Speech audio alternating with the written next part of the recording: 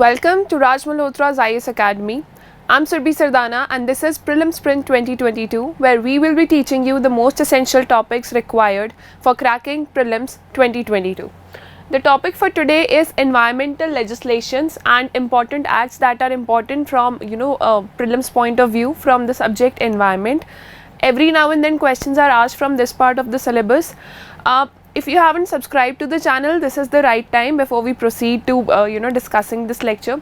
The first legislation here is Indian Forest Act of 1927. Very important question, has been asked before and there are high chances that it will be asked again. So what was Indian Forest Act 1927 about?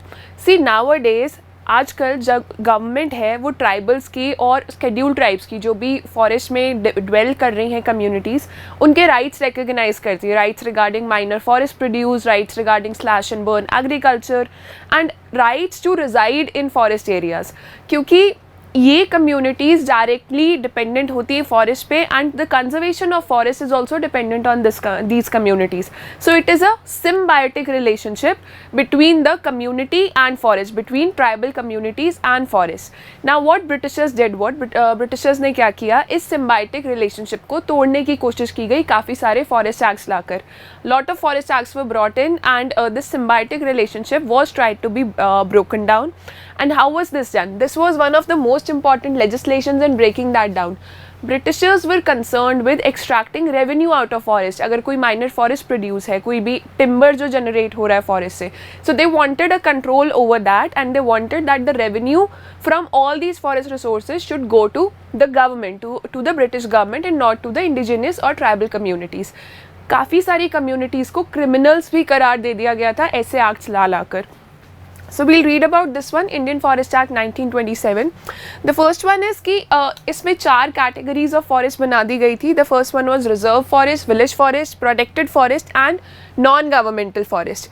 So it allowed the British government, it empowered the British government to declare any land which is covered with trees as government forest and make rules to manage it. So as you can see here that any land which is covered by trees could be declared as forest by British government. और जब वो land as forest declare हो जाता था तो उस पर laws Indian Forest Act 1927 के अंडर लागू किए जाते थे.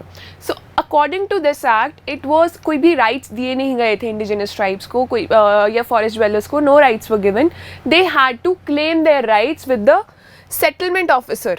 So the forest dwelling communities had to go to the settlement officer, the forest settlement officer, and ask for the rights that yes, we stay here, we belong here and these are the rights that should be given to us. So it was all in the hands of settlement officer कि उनको rights देने हैं या नहीं देने. The officials here were given the power. It was the power of British forest officials कि वो किसी भी community को, किसी भी individual को बिना warrant के arrest कर सकते हैं. So the powers to arrest without warrant were given if anybody was disobeying the forest laws. Also there were many provisions made for controlling shifting cultivation. Now shifting cultivation या slash and burn agriculture जिसे हम बोलते हैं, झुम बोलते हैं, there are many names by which we call shifting cultivation. So rights were not given for shifting cultivation. Now we understand that it is important for the environment, for the ecology of these places where this is carried out, but at that time special provisions were included to control shifting cultivation. And one more thing you have to remember here is that regulatory measures किस लिए introduce किए गए थे. Every revenue generating activity that was carried out, that was controlled. So quarrying of stones was prohibited, burning of lime or charcoal that was prohibited, the collection of any manufacturing process or removal of any forest produce, any जो आजकल हम minor forest produce बोलते हैं, that was also prohibited. Tribals could not collect it. Breaking up or clearing for cultivation, just like we discussed, slash and burn agriculture, and building up or for grazing of cattle, even that wasn't allowed. So this was a very strict act. Just remember the terms and conditions of it. Now moving on to the the recent amendment that has been brought up in Forest Act 1927.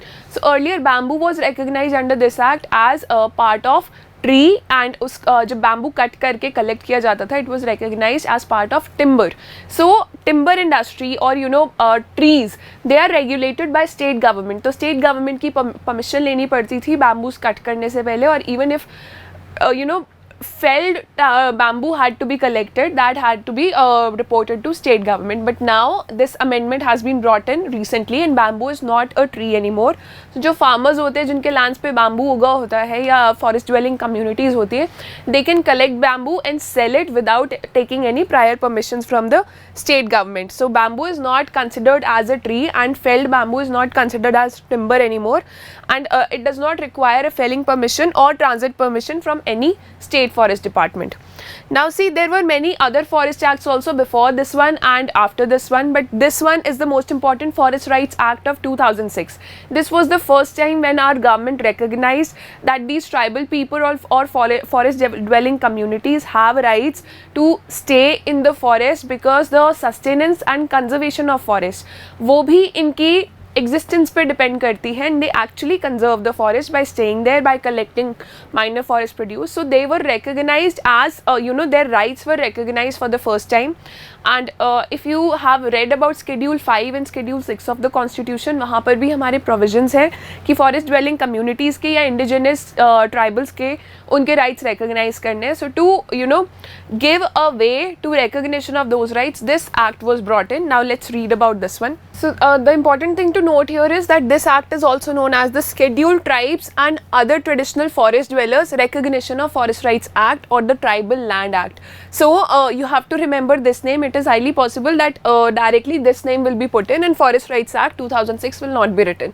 So what it does is कि जो colonial times में जो injustice हुई थी tribals के साथ, उसको change करने की कोशिश करता है ये act. It accords legal rights to traditional forest dwelling communities including scheduled tribes and partially corrects the injustice caused by colonial era forest laws. There were three laws that were brought in the colonial times that took away the rights of forest dwelling communities. They were in 1865, 1894 and 1927. So this is the main motive of this act, to undo the injustices done. So what has been done here, the act, it strengthens the conservation regime. जो forest को conserve करने के लिए conservation regime India में है उसको strengthen करता है. Secondly, जो food के जो rights है, food dependency of forest dwelling communities, उसको recognize करता है, and livelihood dependence, that they stay there, these forest dwelling communities, these tribes, they stay there and they are dependent for their livelihood. अपनी आमदनी के लिए भी वो forest पर depend करते हैं. So all these three things are strengthened and recognized under this act. National parks और सैंक्चुरीज़, यहाँ पर भी फॉरेस्ट होते हैं. नेशनल पार्क्स और सैंक्चुरीज़ फॉरेस्ट के अंदर या आसपास ही होती हैं. वहाँ पर भी काफ़ी सारी इंडिजिनस ट्राइब्स रहती हैं, तो उनको भी रिकग्नाइज़ किया गया है कि here also whatever indigenous communities are staying.